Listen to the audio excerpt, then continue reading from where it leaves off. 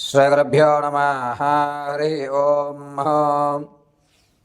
గణానాం త్వా గణపతిగుం భవామహే కవిం కవీనాముపమశ్రవస్తమం జ్యేష్ఠరాజం బ్రహ్మణాం బ్రహ్మణస్పద శృణ్వన్నోతవే సీదసాధనం. శ్రీమహాగణాధిపతే నమః. ప్రణో దేవీ సరస్వతీ వాచేభిర్వాచనీవతే ధీనామవిత్రేవతో. శ్రీమహాసరస్వత్యై నమో నమః. జగతం పితరం వందే పార్వతీ పరమేశ్వరం.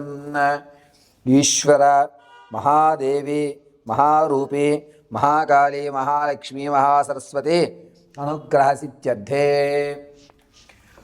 అందరికీ కూడా వచ్చేటువంటి 7వ తారీఖు 9వ నెల 2025 పౌర్ణిమ శనివారం రోజు భాద్రపద మాస శుద్ధ పౌర్ణిమ శనివారం. ఆ రోజు సంపూర్ణమైనటువంటి రాహుగ్రస్త చంద్రగ్రహణం అనేటువంటిది ఏర్పడుతుంది.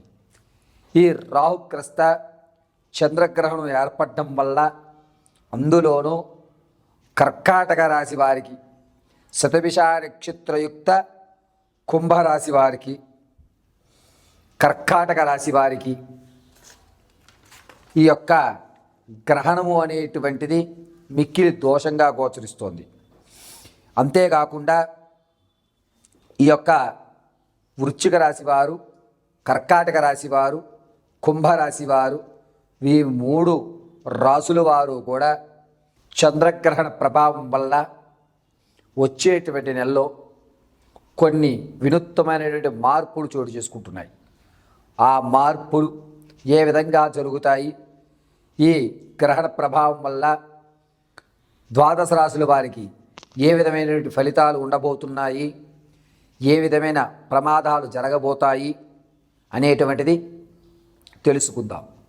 ఇందులో ముఖ్యంగా భాద్రపద మాస శుద్ధ పౌర్ణిమ శనివారం రోజు గ్రహణము అనేటువంటిది 6:08 చంద్రోదయం ప్రారంభమైతే చంద్రుడు అస్తమించేటువంటిది తెల్లవారుజామున 6:27.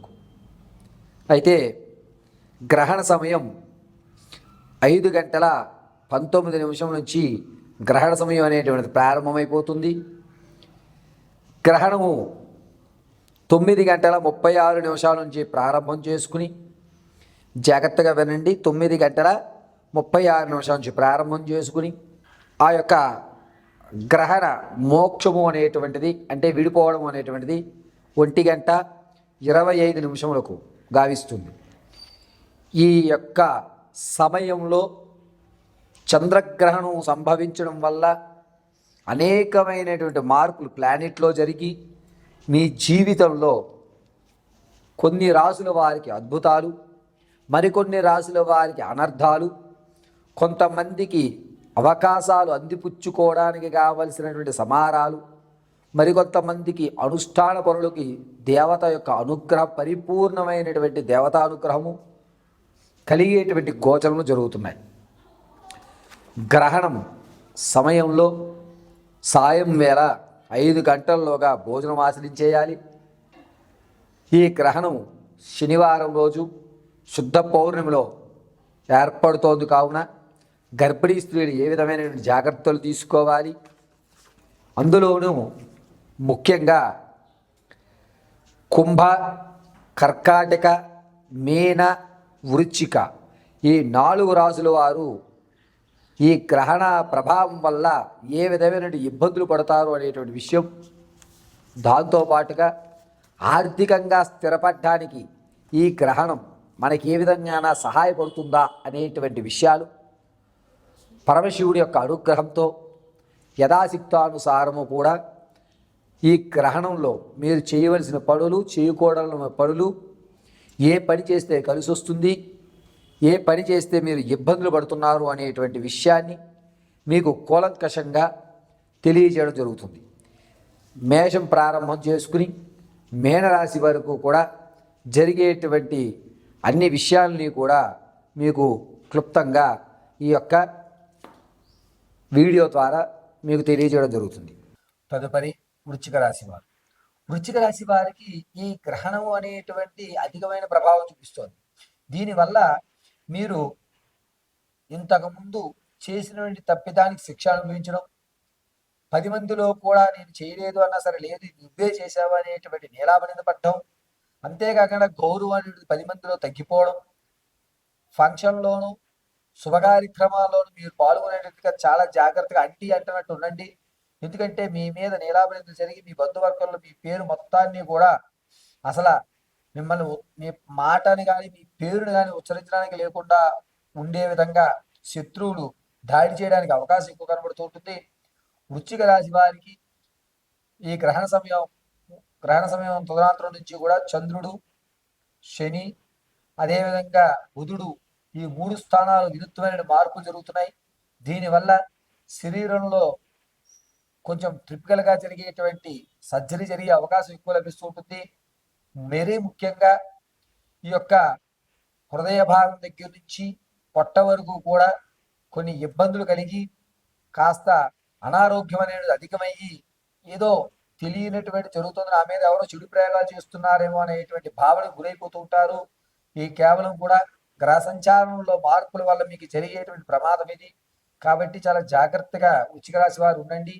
అంతేకాకుండా ఇంతకుముందు మీరు మీ తాత ముత్తాతల నుంచి లభించేటువంటి ఆస్తి ఏదైతే ఉందో దాన్ని చాలా భద్రంగా ఆ కాగితాలను వేరే వారి ఇంట్లో కానీ లేదా మీరు వేరే వారికి దాన్ని గిఫ్ట్ డీడీగా కానీ ఇవ్వండి. ఎందుకు అంటే గ్రహణం అయిన దగ్గర నుంచి 2 నెలల లోపు ఈ యొక్క ఇబ్బందుల వల్ల ఆ స్థిరాస్తి ఏదైతే వచ్చిందో దాన్ని మీరు వేరే వాళ్ళకి అమ్మేసుకోవడం అనేది జరుగుతుంది. ఆర్థికంగా మీరు కృంగిపోయేటువంటి అవకాశం ఈ గ్రహణం తదనంతరం నుంచి ఏర్పడుతుంటుంది. కావున గ్రహణ సమయంలో ఈ వృశ్చిక రాశి వారు జగదాంబికాయే నమో నమః అనేటువంటి మహామంత్రాన్ని పఠించుకోవడం చాలా మంచిది. దాంతోపాటుగా ఈ గ్రహణ సమయంలో నువ్వుల నూనెతో దీపారాధన చేసి జగదాంబికాయే నమః అని చెప్పుకోండి.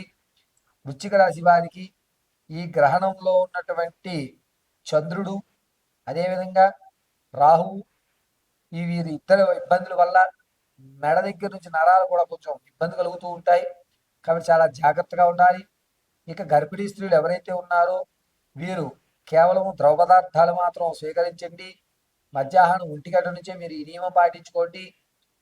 సాయంత్రం వేళ ఎట్టి పరిస్థితుల్లోనూ కూడా మీరు ఫ్రూట్స్ తినండి తప్ప ఎటువంటి అన్నము ఇతర పదార్థాలు తీసుకోవద్దు.